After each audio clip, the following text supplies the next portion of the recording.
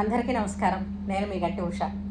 నా మిత్రులకి, శ్రేయోభిలాషులకి, సబ్స్క్రైబర్స్కి నా వీడియోస్ చూస్తూ మంచి మంచి కామెంట్స్ చేస్తూ, లైక్ చేస్తూ, సబ్స్క్రైబ్ చేస్తూ నన్ను అభిమానిస్తున్న అందరికీ కూడా కృతజ్ఞతలు, శుభాభినందనలు. అద్భుతం అండి.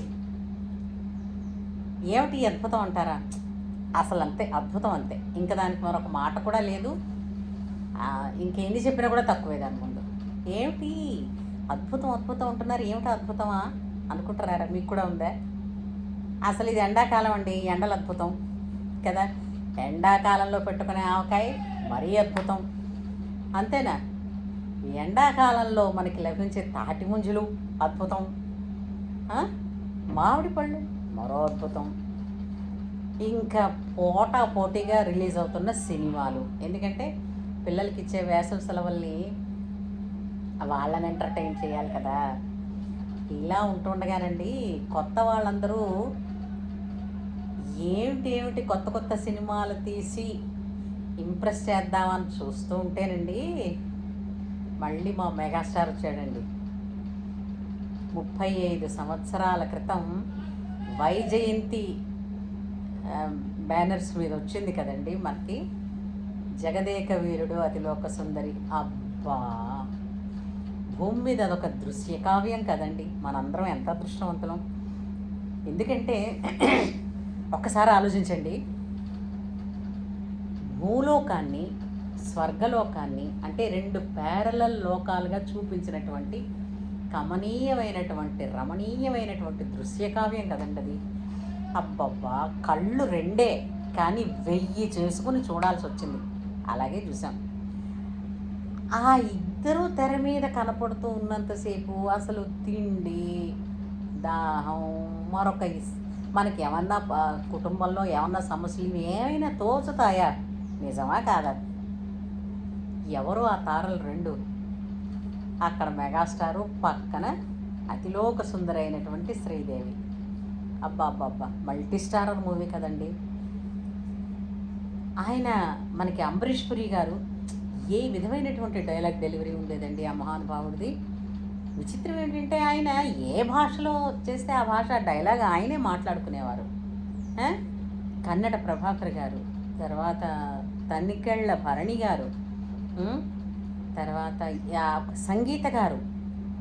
ఎంత అద్భుతమైనటువంటి దృశ్యకావ్యం. బ్లాక్ బస్టర్స్ కదండి మొత్తం, ఒక్కొక్క పాట కూడాను. నాటికి నేటికి ఏనాటికి కూడా, ముందు తరాలకి కూడా ఈ సినిమాకి సాటైన సినిమా వస్తుందా? నా భూతో నా భవిష్యత్తు కదండి. అది తీసుకొచ్చి మళ్ళీ రిలీజ్ చేశారు. ఇక చూసుకోండి, పిల్లలకి పెద్దలకి కలిపి పండగ.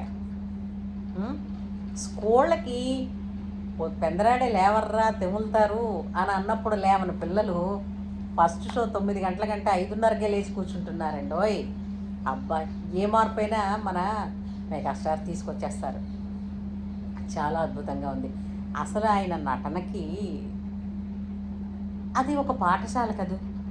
అంతేకాదండి, నిజానికి ఇంకా ఉంటే గనక మనం అదృష్టవంతులం అయి ఉండేవాళ్ళం. శ్రీదేవి గారు ఇంకా ఉంటే. ఎందుకంటే నాటికి నేటికి డివైన్ బ్యూటీ ఎవరైనా ఉన్నారా అని అంటే ఆమె శ్రీదేవి. అందం ఉన్నవాళ్ళు, అందగత్తెలు చాలామంది ఉన్నారు. కళగా ఉన్నవాళ్ళు చాలామంది ఉన్నారు. అందం, కలబోసి డివైన్గా ఉండేవాళ్ళు మాత్రం అతి కొద్ది మంది ఉన్నారు. ఇప్పుడు అసలు అలాంటి వాళ్ళు కనపడటం తక్కువే అనిపిస్తుంది. కానీ ఆమెలో ఒక డివైన్ సౌందర్యం ప్రస్ఫుటిస్తూ ఉంటుంది కదా ఎవరికైనా సరే. అద్భుతం. అయితే చాలామంది ఎవరో అన్నారు కూడా, ఇళయరాజా గారు సంగీత ప్రపంచానికి జగదేక వీరుడైతే ఆయన చేసిన సంగీత బాణీలే అతిలోక సుందరి అని. ఎంత చక్కగా చెప్పారు. అందుకు అగ్నికి ఆద్యం తోడైంది అన్నట్టుగా వేటూరి వారి రచనలు, అంతేనా, వాయువు కూడా తోడైంది అన్నట్టుగా ఆ ఘంటసాల మన బాలసుబ్రహ్మణ్యం గారు, మన జానకమ్మ గారు గొంతు కలిపి పాడుతూ ఉంటే తర్వాత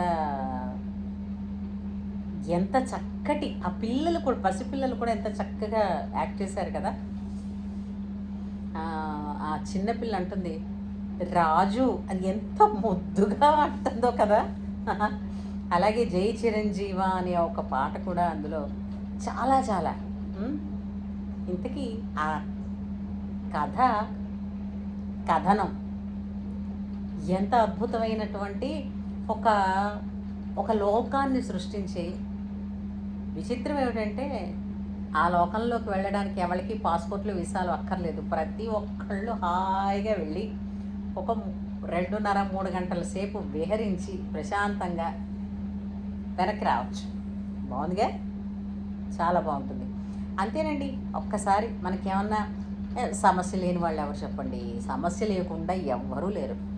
అసలు మనిషి అన్న వాడికే సమస్య అంటూ వస్తుంది. మానుకు వస్తుందా? వచ్చినా చెప్పగలుస్తుందా?